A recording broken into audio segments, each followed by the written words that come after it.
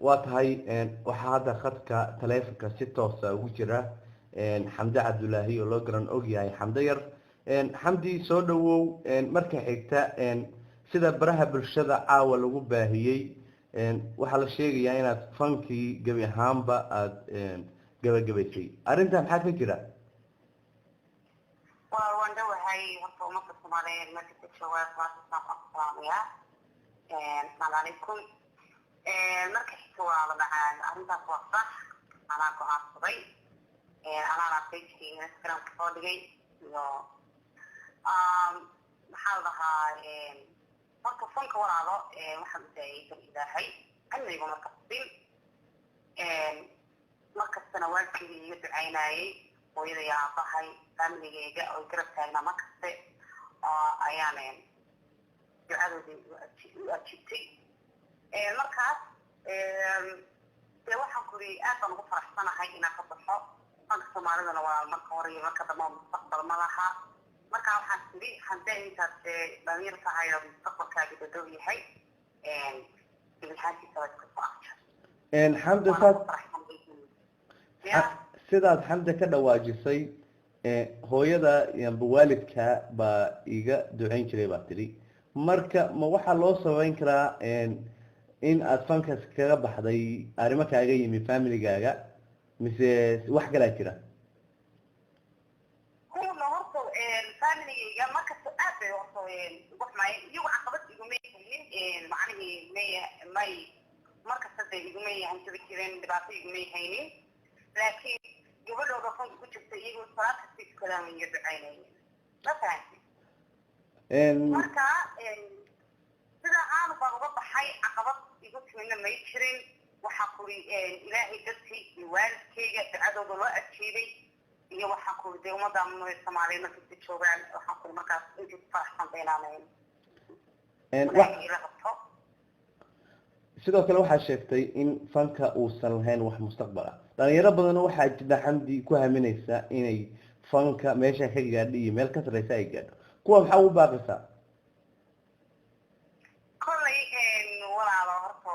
ma oran karo ma garanaysaa ka jooga waa waxan wadaagsan kolley anigu ma oran karo shalayba dee markii laygu lahaa ka joog anaa diidanaa marka qof walba dee muhiimta soo taabto way fiican tahay su haduu toolay isaga dee mafahantiisa uga timaado jeeskiisa macnihi uu qofku inta uu go-aanka ka yeelan karo markuu rabo inuu galo iyo markuu rabo inuu ka baxo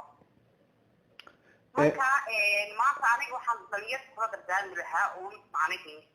kuwa soo gelaya kuwa ku jiraya kuwa heerka gaadhay weli ku jirada macnihii aniga kolley lama fiicno hadday isaas kusii soconayaan ay rabaana de waa okay qof walba isaga mustaqbalkiisa iyo rajadiisa rabo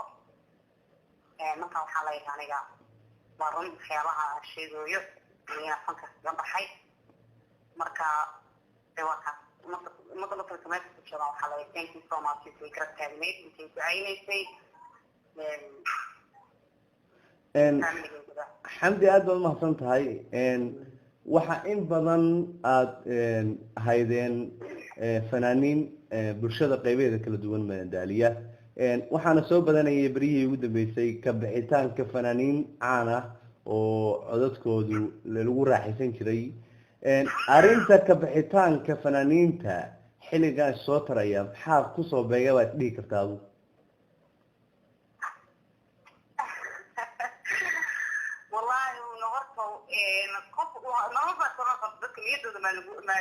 dadka niyadda ma ogeydeen aniga maalimahanba markii ugu dambeysay waxaan ku sugnaa dhul ka hor hadda Puntland baan ku sugnaa magaalada Garowe marka ka hor baan rabay inaan ka baxo then hawshaan yar halkaas ay soo yara gashay markaas adiga fanaaniin dee waaweyn iyo waxaan ku yidhi dad horo ka baxay kuwa hadda ka baxayba markaas maxaa la dhahaa aniga markaas waxa dee ma kala soconin arrin ah inay sanka beynaya cabdihani waa ugu dambeeyey hadda oo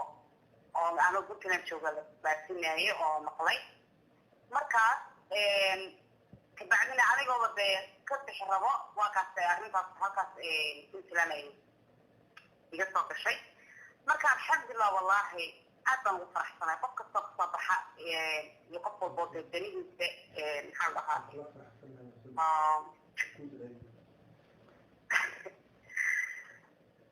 labadaba da kii ka baxay kii ku jiro anaa markasta waxaa leeyahay wax khayr badan baan nii rajeynayaa kaa inkastoo hadalka daanuma kalmo saaxib xamdi aad baa umahadsan tahay waxaa la isdhihi karaa gabagabaynta fankaaga puntland ayaa kusoo gabagabaysay maxaad leedahay taageerayaashii badanaa ku taageeri jiray oo kasoo jeeda deegaanada puntland horta aad baan ugu mahadnaqayaa dhammaantood meel kasta joogaan gaar ahaan waxaan u mahadnaqayaa ummadda soomaaliya meel kastay joogto waxaan umahadnaqayaa faamiligeyga waxaan umahadnaqayaa anoo sabakasta malaha weligii malihi mota taageerayaasha iyo my fanis waxaas malaha mota markasta waxaan dhahaa asxaabta iyo friends marka anyway ilaahay baa maxad kale iga soo madoobeeyey markastana mahadnaqa ilaahay dee lama joojin karo markasta waa loo baahan yahay waana ku faraxsanahay 100% dad baa waxay dhaheen ma dhawaan social media soo dhigay dhaheen malaa waxaa arrinta waa branch iyo waxaa ana weligii branch ma wadoobinba mala aqaanin meel laga galo marka waxaa leeyahay waa dad anaa idila hadlayo waxaa leeyahay wakaas waxaad xaggiida ducaadina soo maxaa loola jiray soo badiya xamdi waaya gabagabadii markii la yiraahdo fanaan baa fan ka baxay dadku waxay u sawirtaan in markaasi uu diinta galayo oo ay awal ahayd in qof diinta iyo ilaahay kala fog camal arrintaa maxaad ugu jawaabaysaa una horta maxaa la dhahaa fanka haa waa salad waa la aaminsan yahay waana waxde ka yaro dhan macnihii diin horta lagama bixin oo anaka fanka ku jirna waa tukanayna waa soomaynay oo waan xijaabanayna wax akhlaaq darraa diinta maxaa dhahaa fanka maan samaynaynin saan de awalba aan bareexka u haantino shacabka u haantino baa fanki iyo dadkiina gartay iyo gabdhaha maxaa heesaha gabdhaha inkastoo codkooda la ogolayno banaanka usoo baxa laakiin waan bareenay markaas anyway kolley dadku way aaminsan yihin qof fanku jira macnihii wax kale ka aaminsan yihin laakiin aniga wax maka aaminsan anagoo fan ku jirna oo heesaynay waan soomaynay waan tukanaynay xagga ilaahay markasta cidi nagama imanaynin waxaan kuli kolley maan ilaawin wax faraha ka baxsana maan samayno horta aniga shaksi ahaan xamdaan wax nolosheeda diinta caqabad ku keenaysa amba aniga waxa sababta gelinaysa diinteena waxaas ma samaynin marka waxaa leeyahay de aniga markasta wixii kuwii dee fanka igu jeclaayo kuwii wanaagga igu jeclaaba haddaba khayrka aan isku jeclaano oo walaashii waxay igala hadlayso markaa wakaas sharmaas walaal aad iyo aad umaqsan tahay aad ba umaqsan tahay xamdo yar